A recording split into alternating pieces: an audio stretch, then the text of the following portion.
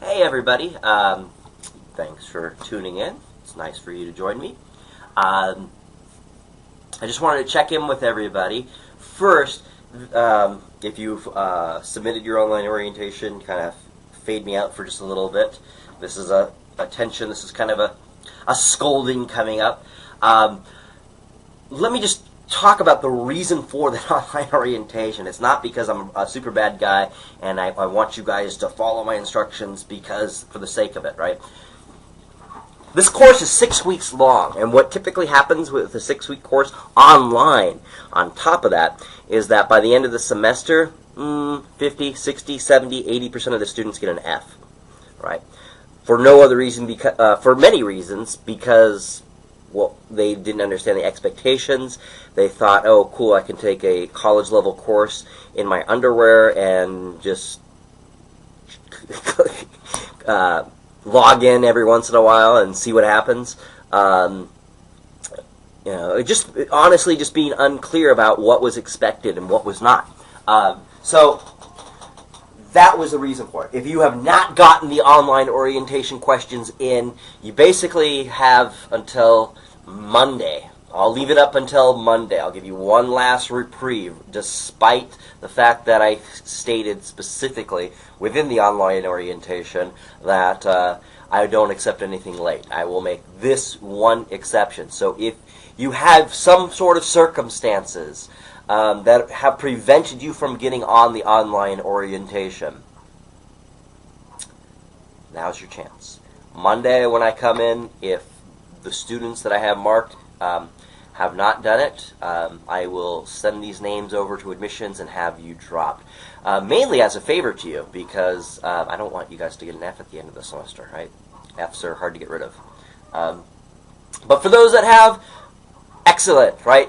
My professional goal is that this is the last time you ever have to take a U.S. History 2 course, or the first time, right? Either or, just make sure this is the last time, right?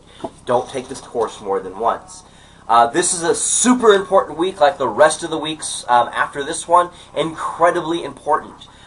Really to make sure that students are serious about this course. And you have to be serious about this course because it's the course that you enrolled in, so you have to be serious about it. To make sure you're serious, you have to earn a 60% or higher on the quiz. Very easy to do if you take notes as I prescribed in the online orientation. That is, take notes on the IDs, handwrite them out. Handwrite them out. I guarantee you that'll be much more helpful than copying and pasting or typing them out. Handwrite your notes out, the identifications and the objectives, and go to take the quiz. You have to earn a 60% or higher. If you don't, the next unit won't come up and you will get an F for the semester. All right, so please do. You get 3 attempts for that quiz. And from there, it will average your score of those attempts. You don't have to take it 3 times. You could take it twice. Hey, you could actually just take it once. Once you earn a 60% or higher, that's all you really have to do. So, but make sure you understand it takes your average score. So understand that. So let's take, just for purposes of reiteration and to make sure everybody's clear, let's just take a look at where you need to go and what you need to do. Hey, what's happening? Okay, first you see me, now you don't. Alright, so as of Monday, this will disappear, and down here will disappear, right? And in the announcement, I'll take it out as well. So it's been up for over a week by the time I take it down. That'll disappear. Once it disappears, there's no more going back to it. Yeah, let's take it out of here as well, right? So hopefully everyone understands that this is not just rhetoric. It's absolutely true. You could test it if you like. You could procrastinate and see what happens, but I don't recommend it. Procrastination is not an option in this course. Get started now, right? And so if you've done the online orientation, thank you so much. It really does demonstrate that you take your success seriously. And that's all I really care about, is making sure I have students that take their success seriously. And you should, right? You have goals, you have dreams, you have ideas about what you want for your future. This is part of the process, and I applaud you for taking that seriously. So what do you need to do now? Here it is. Go to the online textbook. It pops up By the way, if something doesn't pop up, and it should, let me know. Don't just go, okay, it doesn't work. Just, let me know. All right, so the first chapter, chapter 13, chapter 14, chapter 15, right? Here are the chapters you need to work on. So click chapter 13,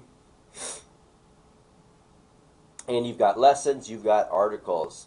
You click the articles, yes, click it. By the way, don't ever be afraid of clicking anything. You won't break anything. So I get a lot of students who say, oh, I didn't realize I had to click that. Yeah, click it. I wasn't sure if I should click it. Click it. You need to click it. You won't break anything. If something does weird happen, it affects your entire life, or you get a bad grade or something like that because you clicked it, let me know.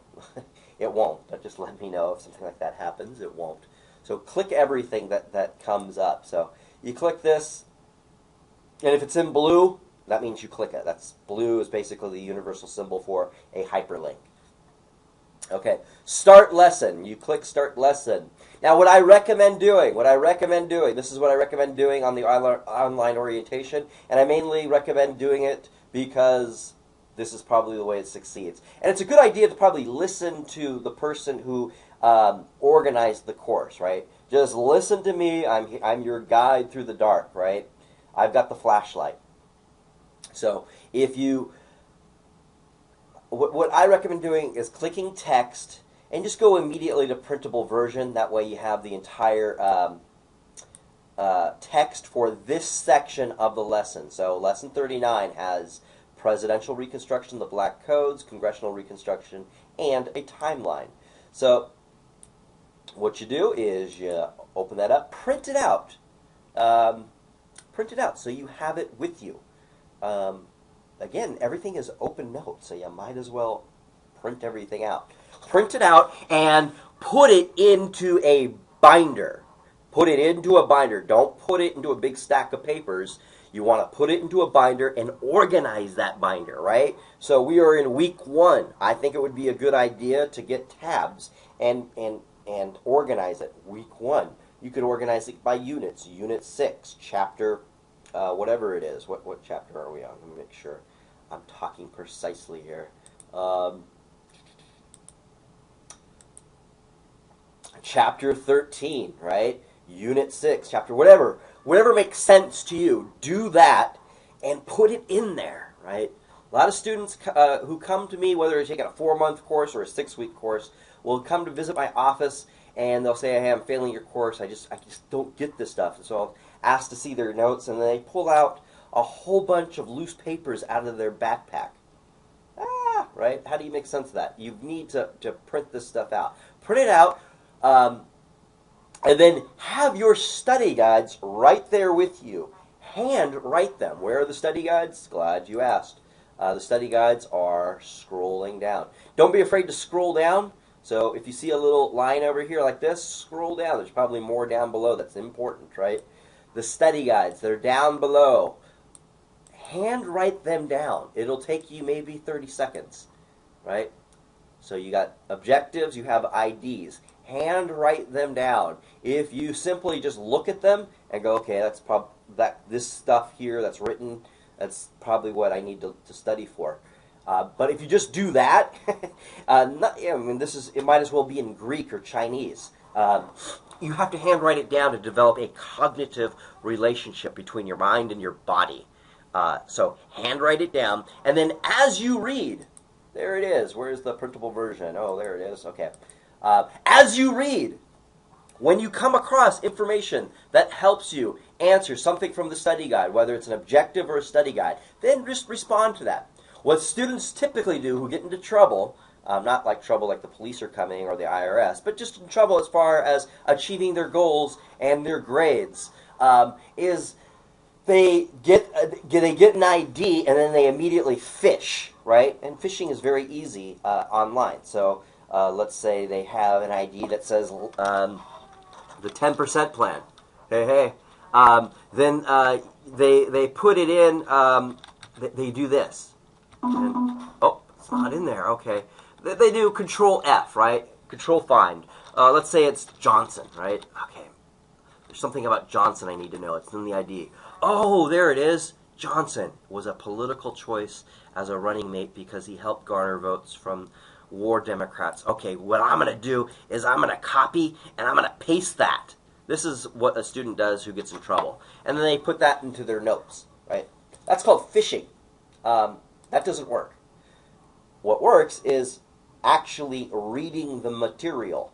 So you read the material, and when you come across information that helps you respond to one of the objectives that you hand wrote out, and or one of the identifications that you hand wrote out, right? You write that information down, whether it's a date, whether it's an opinion, a quote, something peripheral to it. Hand write it out. And after you're done reading this particular section of the lesson, you will have a body of notes that helps you respond to some of the IDs and some of the objectives. Probably not all of them.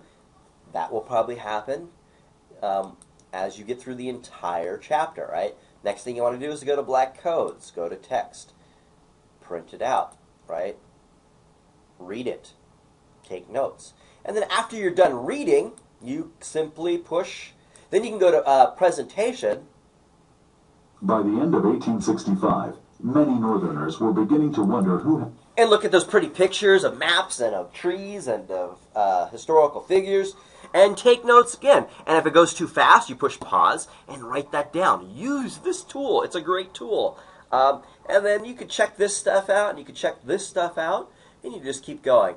Something else I recommend is going to the timeline. You can probably figure out a way of printing this out, but I don't recommend it. I actually recommend going through the timeline and wait for it, handwriting out the timeline.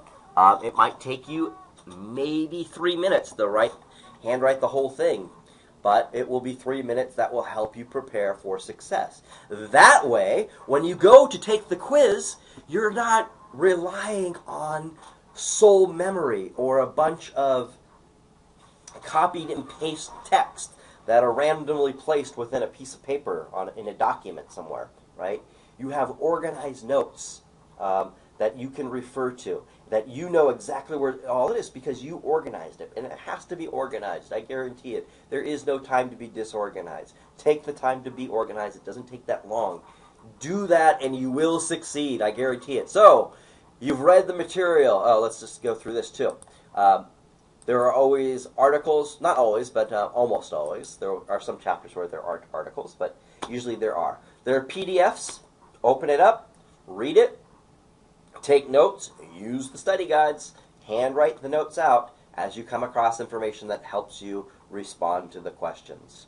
And then when you're done reading all of the assigned material for this chapter, right, it's a lot. Yes, it is. You signed up for a 6-week course. Of course it's a lot. This normally would take about a month to get through. Well, 3 weeks. 3 weeks, right? A chapter a week. Yeah, we don't have that time. You signed up for a 6-week course. So once you're done with chapter 13, go to chapter 14, go to chapter 15. And again, what is key is having a set schedule. You have to have a set schedule. If you don't have a set schedule and you just get to this when you have time for it, you're going to have problems. All right. I'll get back to you in just a bit. I'm going to answer the phone here. Hello. Let's see. Oh, there we go. All right. Quizzes. Go to take the quiz. All right. So, there it is. Click here, not down here. Well, you can click here. This will just give you the readings. But sometimes students say, I keep clicking the chapters, and the chapters keep opening up. Where's the quiz? The quiz is up here. This is just letting you know what's going to be on the quiz. And if you click it, it'll take you to where the readings are at, right? So, click this. Click begin. And away you go, right? It's a straightforward.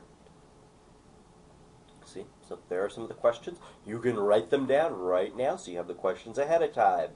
All right, so this is just and this is from a test bank, so you might get some of these questions. You might not. It comes from a test bank. Every time you take it, it'll be a different quiz. And you just take the quiz as you would any quiz. It is timed, so You can't take this quiz unless you've gone through it. You've got 50 minutes to take this quiz, 40 questions, right? That's a little bit over a minute per question. You either know it or you don't. Not memorize it, but you either know where the stuff is as far as referencing it or you don't, right? That's why it's important to take notes. If you don't take notes, this stuff is going to be incredibly difficult. If you take notes and you organize your notes and you do it on a scheduled basis, that means you don't try to do it all at once. Like on the Friday that this expires, right? I get a lot of students that will say, hey, I studied for 8 hours straight and I still failed the course. Of course you failed the course. You tried to eat a whole turkey at once. You got a stomach ache, right? There was no way you could eat anything else beyond that. You've got to take bites, right? Chew slowly. And in doing so, you have to have a set schedule.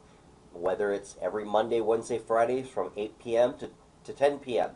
or Monday or Tuesday, Thursday, Saturdays from 5 in the morning till 8 in the morning, right? So if you have kids that take up most of your time, I do too, right? I get most of my stuff done early in the morning. I wake up at 4 in the morning every day to get a lot of my stuff done. So you'll notice that I respond to a lot of emails early in the morning. I do that because once my son wakes up, it's hard to get anything done.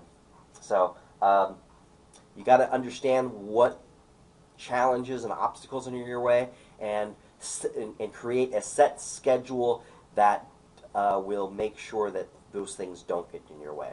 If you got people in your lives that can assist you, let them know. Don't compromise with them. Tell them, Monday, Wednesdays, and Fridays from 4 in the morning till 6 in the morning, I'm getting online and I'm doing my history homework. Don't bother me, right? Let them know. It's non-negotiable, right? If you got people in your lives that are helping you out or are supposed to help you out, make sure they are, right? Do not bother me. I don't care. Unless the house is on fire, don't knock on the door. That kind of thing, right? Have that kind of attitude. It's your success. It is your success. It's your goal. It's your dream. Take control of it and don't let anyone get in the way of it, especially me, right? So, that's basically the quiz and where you need to take it. Please don't hesitate to get a hold of me if you have any questions or concerns. If you have circumstances that are getting in the way of your success, you can go ahead and let me know, but I mean, it is a 6-week course. If there are things that are going just to get in your way as far as whatever the case may be, it's a 6-week course. You signed up for it. I'm sympathetic. I'm a human being. My heart goes out to you, but there is only so much time within this course. You've got to be consistent. You've got to be persistent. You can't put things off. Tomorrow doesn't exist. Right now does. Talk to you guys later. Let me know if you need anything. Go forth and be great. Might as well.